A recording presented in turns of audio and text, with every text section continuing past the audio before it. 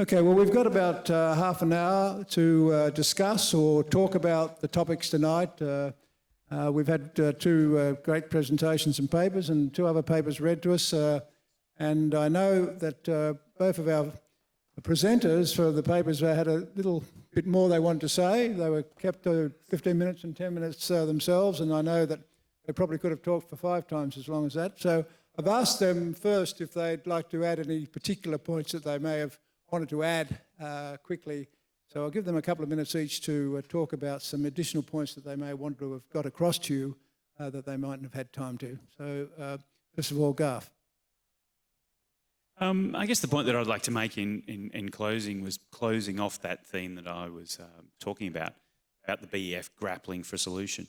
Often it's presented as a very hidebound organisation, doesn't change very quickly, that the SOM has become a byword for slaughter in the First World War.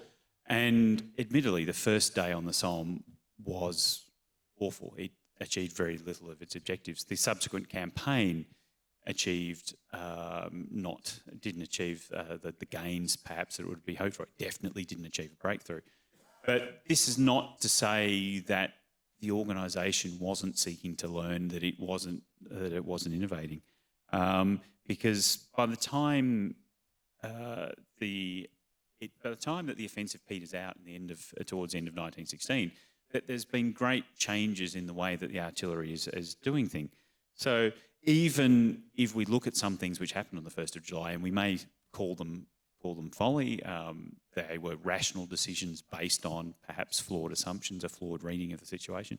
But there is definitely traceable within the organisation that there is a view that the likes of the 1st of July shouldn't be repeated. So we see some of the things which then mark out what sets the BEF up for success in later 1917 and in 1918 begin to be established, even weeks after the 1st of July, that the first instance of the creeping barrage arises out of the practices, some of those variations at divisional level that I talked about. Even the initial barrages on the 1st of July, some of them have creeping elements. They lift from the first objective, then they sweep forward, maybe back across the intervening territory between the German first and second line before falling onto their second target.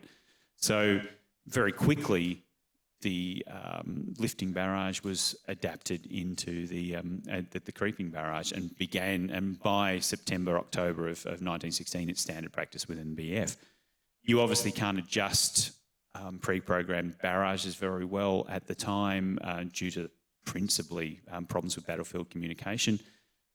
And some divisions tried giving forward observation officers the ability to control a barrage, but that may potentially have put one part of an assault out of whack with the other. And so here we have one of our modern sort of concepts born out of superimposition, where there were extra artillery units put into the barrage so that then on prearranged signals, they could then be lifted off the barrage, put onto another target, to be able to cope with the unforeseen, which the pre-programmed barrage didn't do. The realisation for counter-battery fire was realised very quickly. By August, September of 1916, you're beginning to see whole units dedicated to counter-battery fire. They've not got the command and control structures together properly, but there is the recognition that it can no longer just be left to third or fourth priority to deal with German guns. And in saying that, what's really starting to develop is as a concept of fire support in depth, where you have, for example, the 3-inch Stokes mortar is used for close infantry support and used for harassing work between the trenches during the defensive, that the medium mortars are used essentially for wire breaking tasks to free up artillery pieces. The 18-pounders are used for the close support barrage to allow the infantry to go forward. The 4.5-inch howitzers, because they have a larger safety distance, they're then used to barrage the intervening territory between German lines, to rake along German support trenches. And then the heavy artillery is saved for fighting the depth battle, for German emplacements in the rear, for German bunkers, and primarily then for fighting the counter-battery fight. And again, I wouldn't want to say that this is all in place by the end of the Somme campaign, but we can see this falling into place, and then it is then developed, particularly for the Ypres battles in 1917. So my main point in concluding is that innovation is going on. Sometimes it's a dead end, sometimes it goes forward, but this is not a static organisation. This is an organisation which is seeking to learn. I read something today. It's not seeking to experiment, because you don't experiment with people's lives, but it is seeking to learn from its experience. Thanks very much, Garth. Will, would you like to make some additional points about the command attributes, I guess, of General Hobbs? Certainly, yes. Yes, the point that I wish to expand upon in my paper that I didn't have time to, but I hinted at, was the influence that Hobbs had in Egypt during the reorganisational phase, particularly in February, March. The reason I left it out of the paper was I sort of had to get on to discussing actual tactics and doctrine, which is slightly more important. But I think that there's scope to look at why certain men, officers and other ranks, end up in certain divisions and where they are, and then what influence that has on how your brigade divisions then go off and fight for the remaining 3 years of the war. And in terms of artillery, Hobbs is really, really influential in that, and I'll give you an example of what he was doing. So I mentioned that Hobbs wanted to retain the core of his experienced gunners, the officers that had stayed with him from August 1914. So that's his staff officer, Anderson, his 3 brigade commanders, Rosenthal, Christian and Johnston, and then 9 battery commanders. Now what happens at the start of 1916 is he loses his 3 brigade commanders, all to become CRAs of 2nd, 4th and 5th Divisions. So they're gone. Of his 9 battery commanders, 2 have been made casualties on Gallipoli, neither to return. 2 of them get promoted to replace the 3 brigade commanders that he lost, and Anderson, his staff officer, becomes the 3rd. So that's 2, 4. 3 of them get moved to other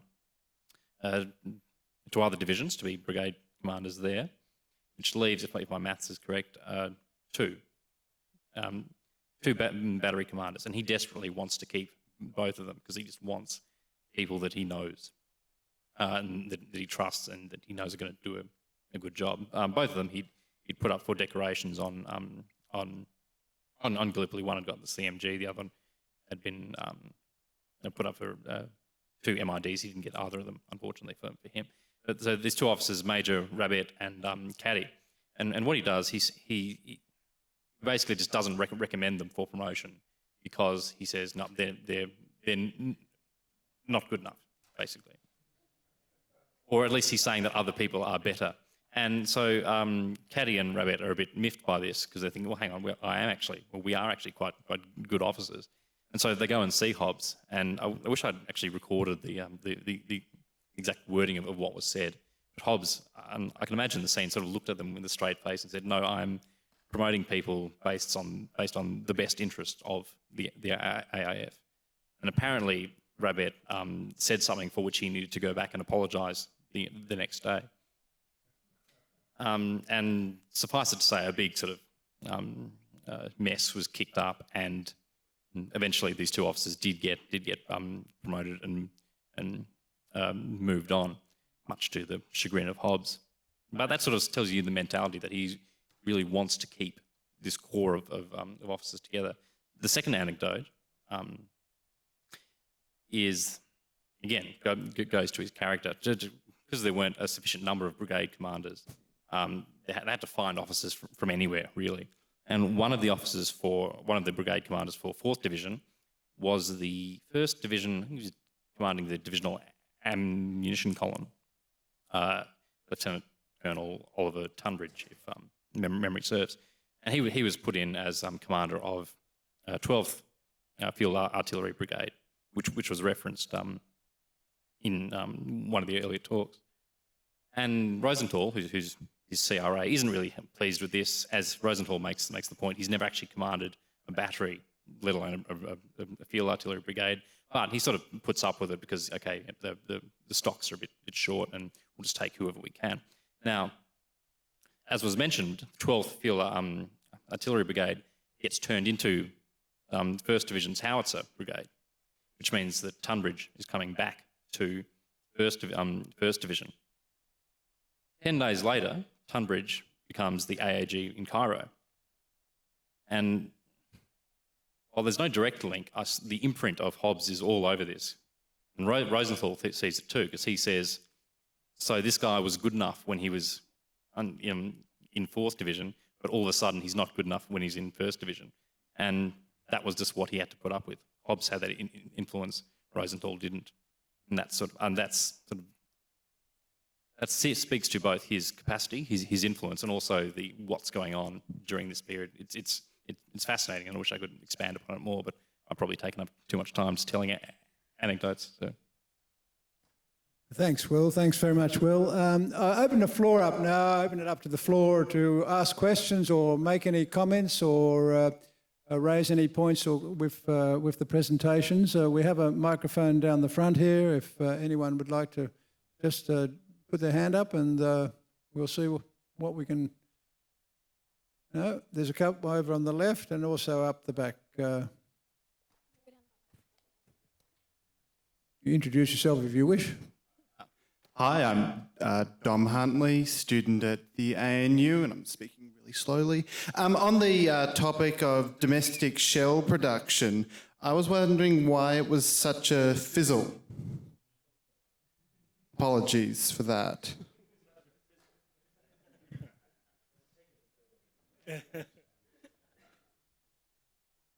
Could I start by just reading a very interesting piece from a paper that Paul Stevens shared with me in preparation for this?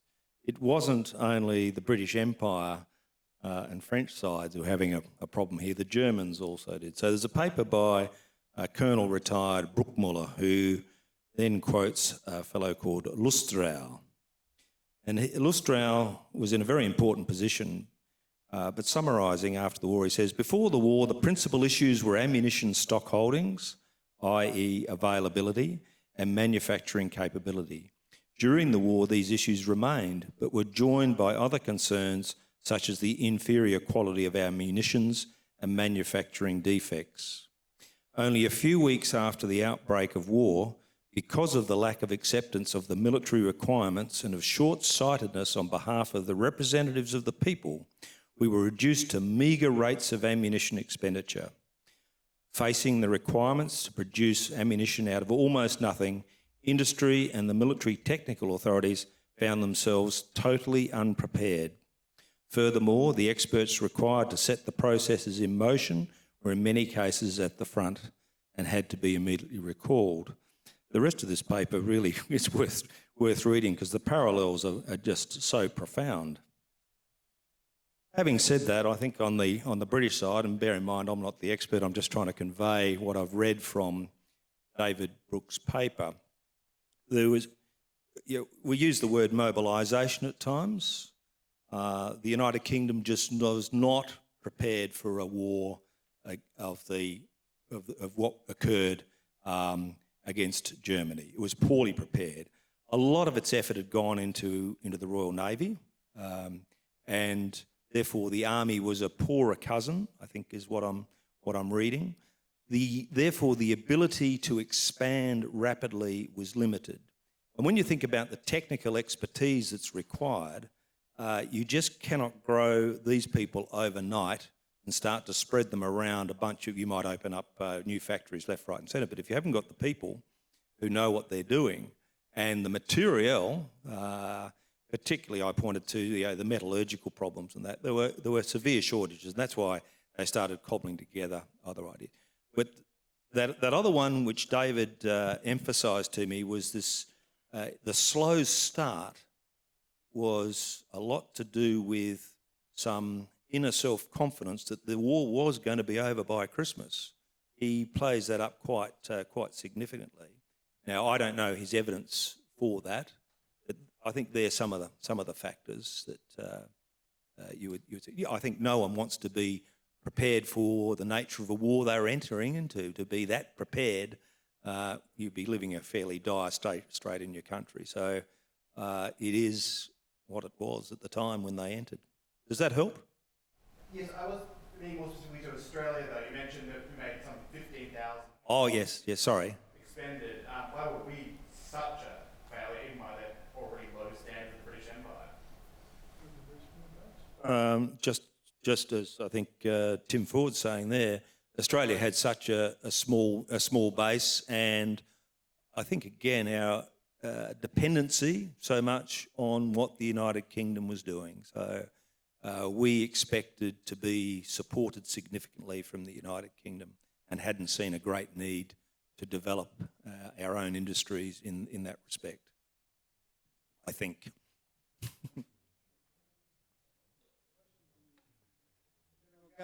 Steve Gower, I've got a question for Garth.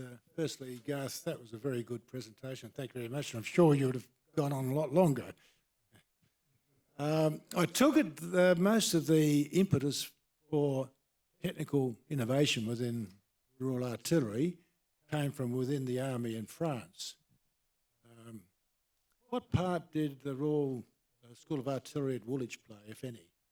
This continued doctrinal development, did they, or what? But I've not seen a lot about the role that Woolwich played. That the bigger role seems to have been particularly the school at Larkhill. A lot of the doctrinal production at the time was coming out of General Headquarters in France, and it was issuing the doctrine on behalf of General Headquarters in France. Before that, you'd had, particularly at corps level, that you'd had a lot of unofficial pamphlets issued, and then General Headquarters continued to issue doctrine as the war went on. And the linkage seems to have been between personnel from the field who then went back to instruct at Larkhill, which was where the battery commanders and the brigade commanders were trained. And I've not actually, in the work that I've been doing, I've seen very few references to Woolwich at all. A lot of the training of personnel too in the modern methods and the techniques being developed is going on in corps and army schools in France.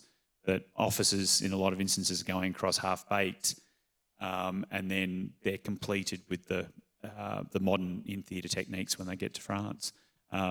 So it seems that centralised war office, old establishment organisations of the British Army, they don't seem to be, well, I've not seen any indication they're playing as much of a role as the actual BEF in France. Yeah, I wonder if I just follow up on that. I mean, I've always been struck by this huge expansion that occurred in the artillery of the RAF over this period. Huge five-fold expansion. And we all know the huge amount of training we go through these days for officer training and warrant officer training and battery exercises and so on. I'm just wondering where was that training conducted before these people were thrown into the front line? Were there training areas behind the front line where all this was happening, or what?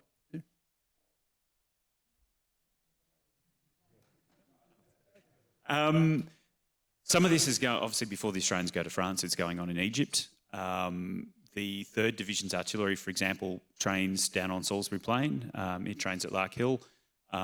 A lot of the artillery, particularly the 4th and 5th Divisions, it's considered very underdone when it leaves Egypt, particularly because it's all light horse and infantry reinforcements, and they end up down on Salisbury Plain as well. There's a very enlightening account of an old crusty warrant officer who does time at Larkhill training the 4th and the 5th Division's artillerymen, and he's brought back from France from one of the 1st or 2nd Division batteries. He's very grumpy that he's not in France with his men, and then his mood does not get better. Training the infantry and light horse reinforcements on the plain. There are some range areas and training areas in France because, as I was saying, they particularly from late 1916 through into, and particularly across the winter of 1917, that artillery units are rotated out of the line to train in areas behind the line. So there are range areas, there are manoeuvre areas as well, because one of the things they're training in the winter of 1917 is for manoeuvre tactics. They're hoping at some point in time the war of manoeuvre will resume, and it actually fits some units very well for when the Germans retreat from their defences back to the Hindenburg line in early 1917. So there's training that goes on in the ranges that are still there in the UK. There's training behind the lines in France, and obviously there was big expanses of range area in Egypt before they left as well. Okay, are there any other questions or comments that people would like to make? Yes, Doug Perry. Mike coming to you.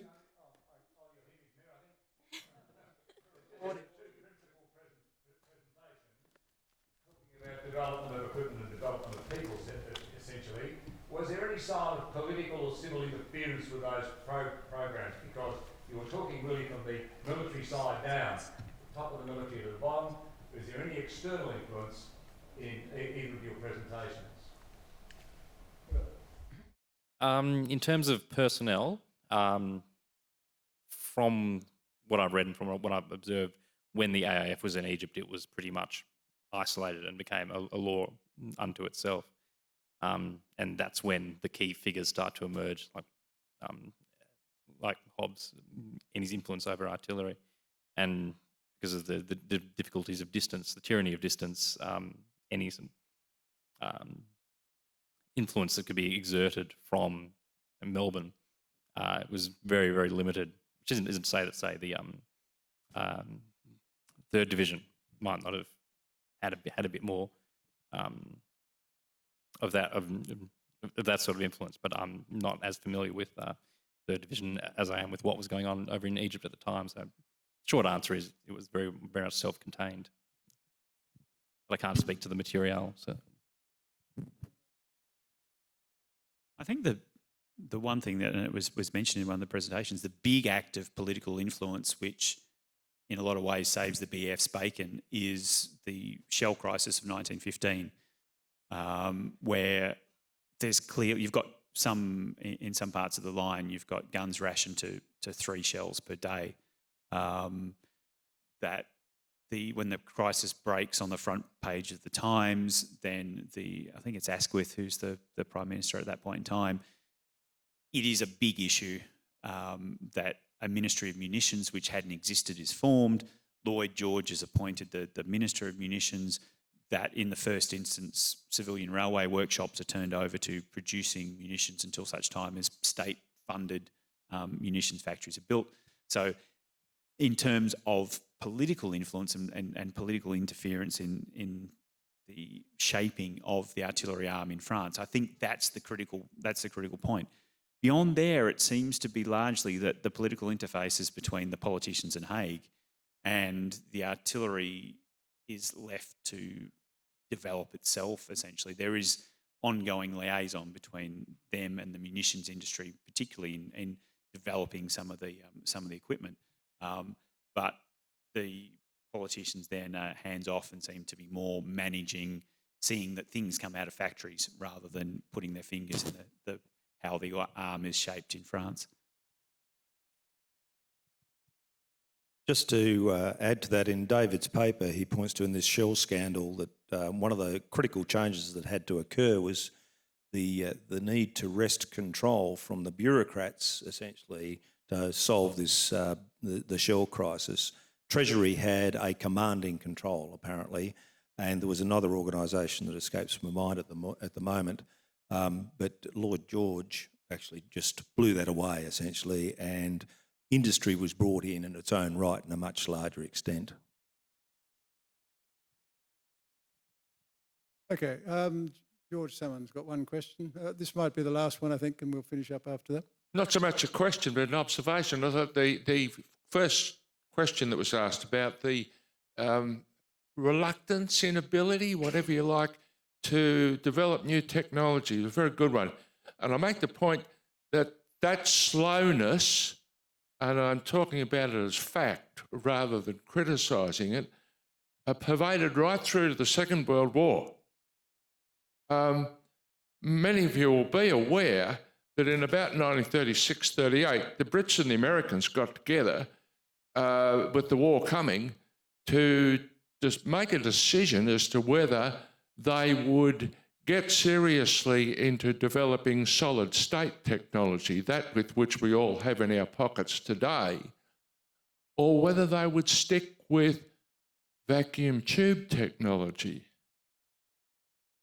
And the decision was based entirely on the implications for production. The decision was made to stick with vacuum tube technology. And it wasn't until post-war that solid state, that there was sufficient effort to put into solid state again. First transistor, I think, came about in 1946 or 47. Implications being that all of your proximity fuses in World War II were using vacuum tube technology, notwithstanding that solid state had been being researched, developed through the 1930s. It was not until the Battle of the Ardennes in 1944 that the US field artillery came to understand the superiority of proximity fuses, the so-called posit fuse, which was rushed into American field artillery during the Ardennes. It's a reality that, and you see it in the medical profession, in newspapers today. We are dealing in research. When will we see production? 10 years plus time? Mightn't like it, but it is fact. Thank you. Thanks, George. I think we'll finish up there with the discussion period. I'd just like to do two more things tonight. The first is to certainly thank very much our four paper presenters and authors and the two additional presenters tonight for the fantastic work they've put in. All these papers and all the recording is on the website, the Firepower website, and also you can get to that through the RAA Historical Company website. I'd like to just make a small presentation to the people involved tonight. Thank you. Or Nick, you'd like to do that and give those to the people involved. Yeah. Thanks very much, General. The first presentation goes to Dr. Garth Pratton for his presentation this evening. Thank you very much, Garth.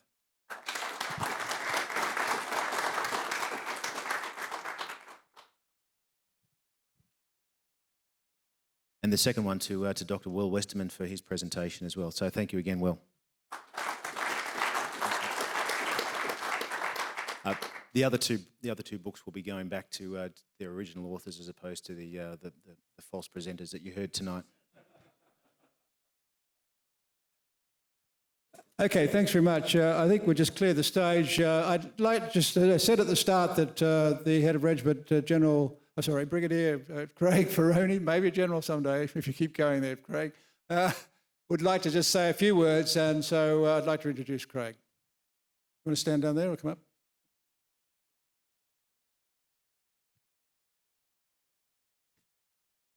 Hey, good evening, gunners and friends of gunners.